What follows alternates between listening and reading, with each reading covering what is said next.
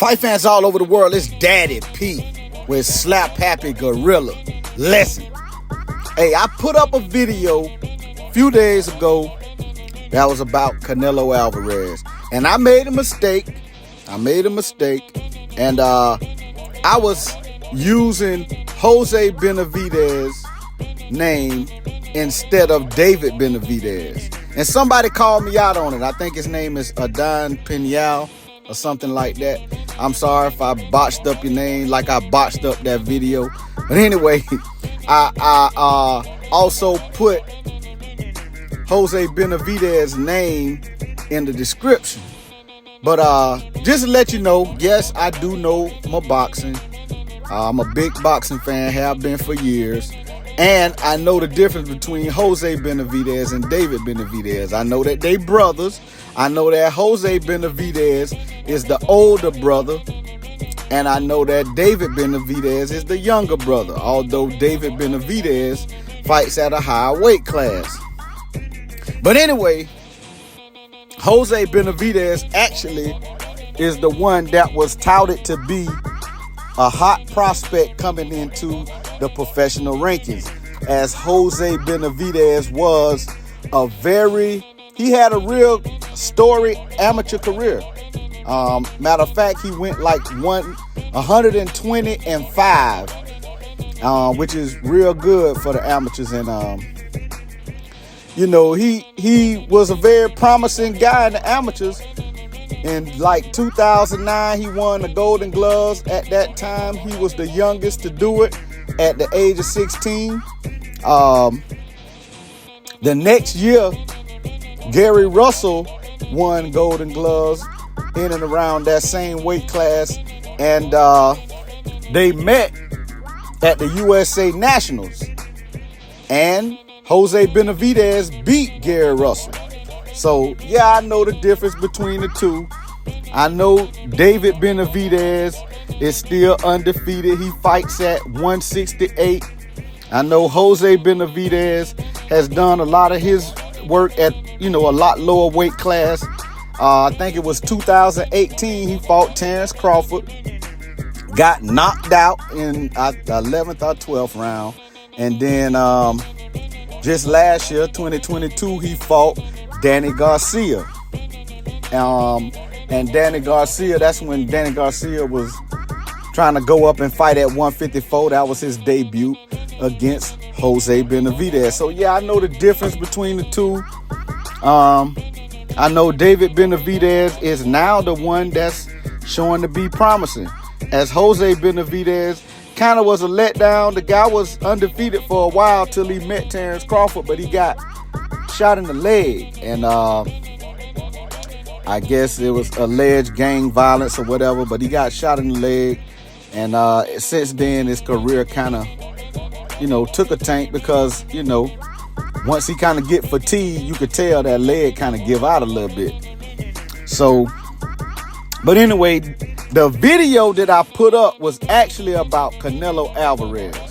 And Canelo Alvarez, still the biggest name in the sport, biggest draw in the sport.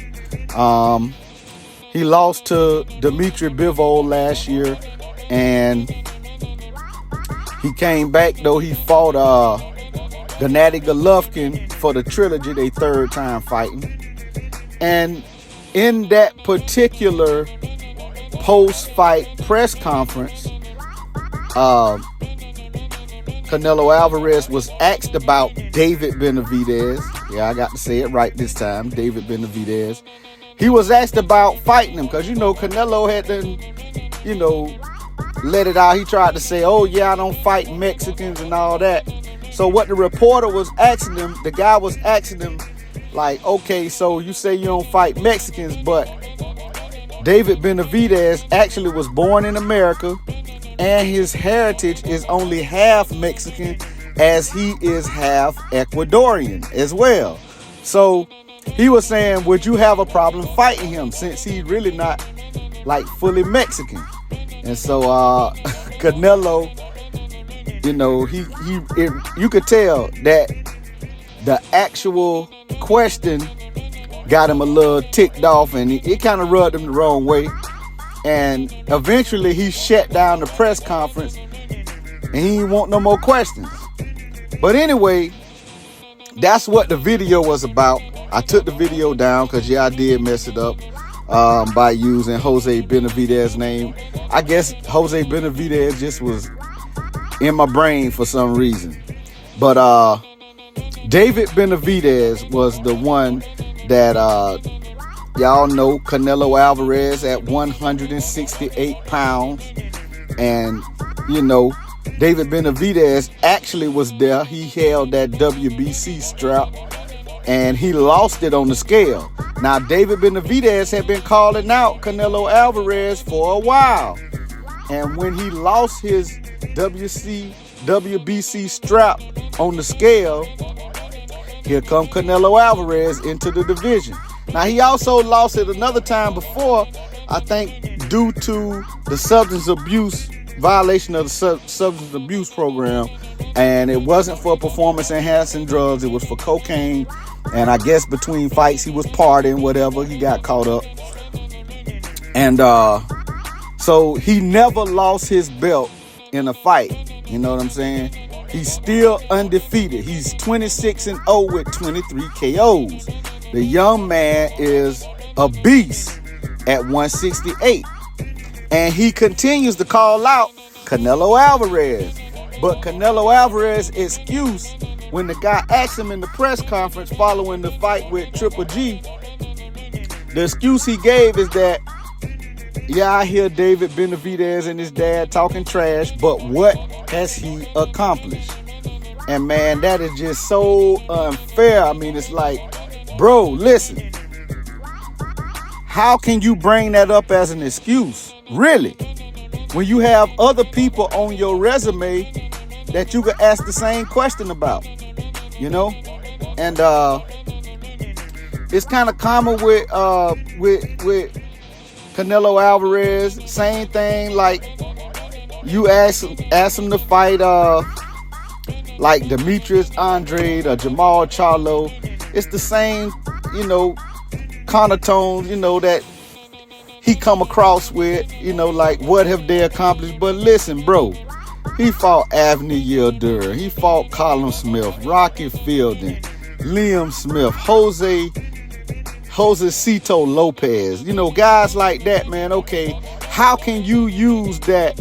What has he accomplished when you fought those guys? What did they accomplish that these guys haven't accomplished? And David Benavidez is an undefeated. He was an undefeated champion who lost his belt on the scale, you know? And he brought up saying, oh, he only beat one guy like Anthony Durrell. That's what he said. So, I mean, but, you know, you got guys like Jamal Charlo. You got Demetrius Andrade. Both those guys are undefeated champions currently.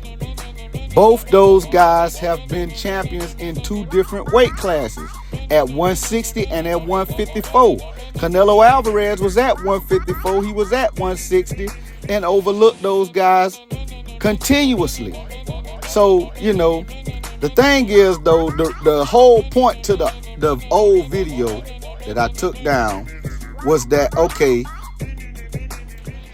hopefully Canelo Alvarez is will start to look at his legacy and try to fight somebody that's, you know, one of his real peers. You know, he done fought a lot of legends. Okay, a lot of them were only a shell of themselves when he fought them, but he got a good resume.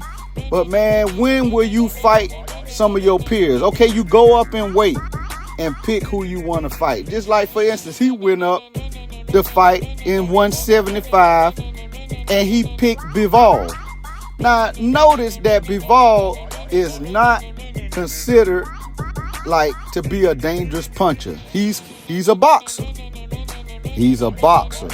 And, you know, in the same weight class, you got Benavidez.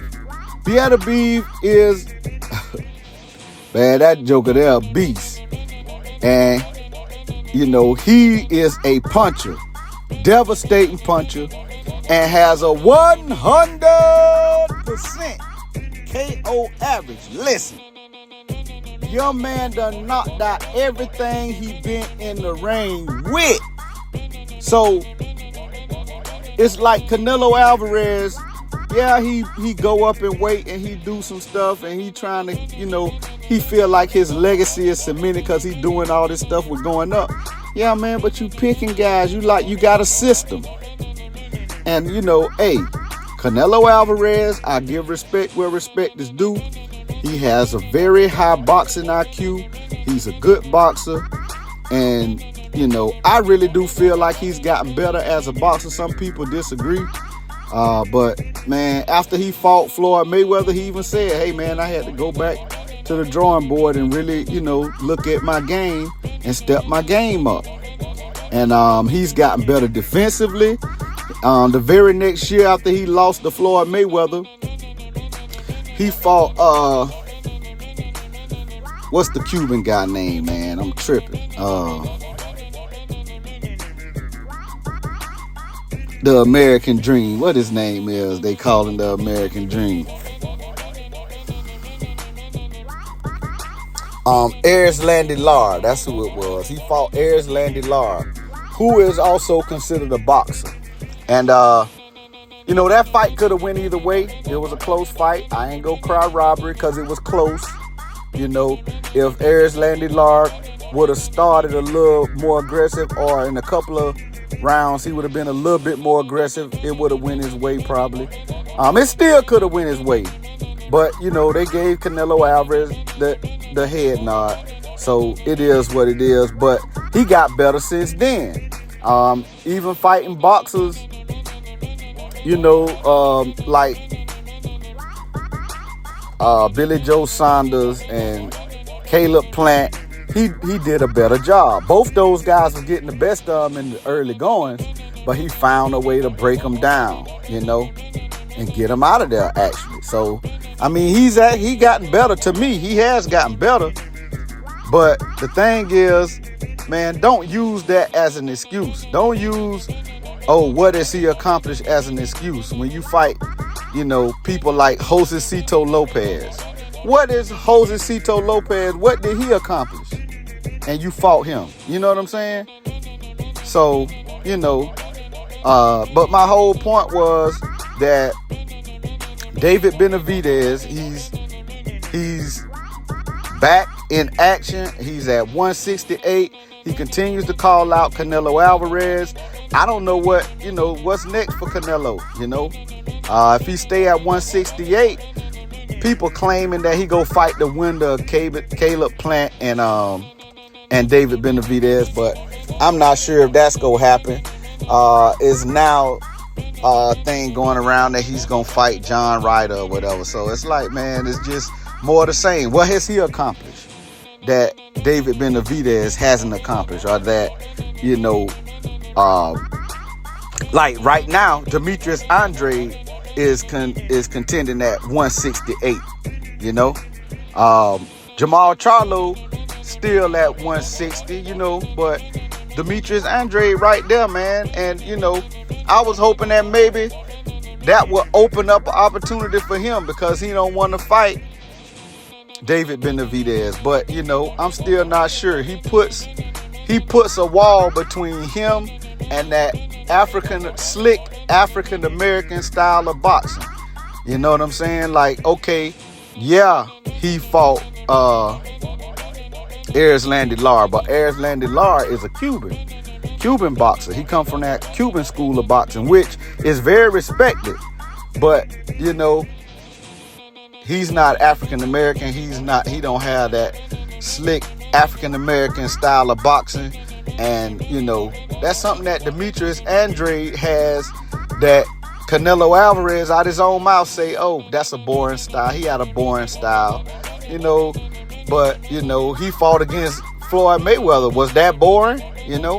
Floyd Mayweather took him to school. So you can't say that, But anyway, that was the whole thing. I just had to put, something else out there, to let you know, Mr. Pennell, that yes, I do know my boxing. And you know, it was a simple mistake. And I really hope Canelo Alvarez start thinking about his legacy. Even though, man, the man go down probably one of the richest boxers, you know, in the sport. And, you know, when you able to make $20 million a fight and pick who you want to fight, it's going to be hard to get you in there with some people, you know, that the fans really want to see. The only real black eye that he has on his name is that he popped dirty for performance-enhancing drugs, which is a black eye on the sport of boxing and a black eye on his career. And the sad thing is they swept it under the rug like it never happened. And then they gave him like a real weak reprimand for it. But anyway, all in all, Canelo Alvarez, still the biggest name in the sport, still a good boxer. What's next for him, I don't know. But that 168-pound division, it could never be more hot than it is right now. There's a lot going on there. You know, 175, I know he don't want to go up there. He done lost to Bivol. The only other guy there to go to get a championship from is Benavidez, and I don't think he want nothing from him. So, I mean, I don't know what he's going to do. Fight guys from 160 at a catchweight or something, you know. Fight Jamal Charlo. What does he accomplish? Just like what is Liam Smith accomplished? The same thing. You fight them guys like on a stay busy fight. Fight Jamal Charlo as a stay busy fight if he ain't accomplished nothing. Or fight David Benavidez as a stay busy fight at 168 since he ain't accomplished nothing. But anyway, it is what it is. It's Daddy P with Slap Happy Gorilla. Slap that like button. Subscribe to the channel. Hey, y'all, this ain't my first channel, but I'm just starting to heat up cooking. So subscribe to the channel. It's going to be more to come. Daddy P with Slap Happy Gorilla signing off.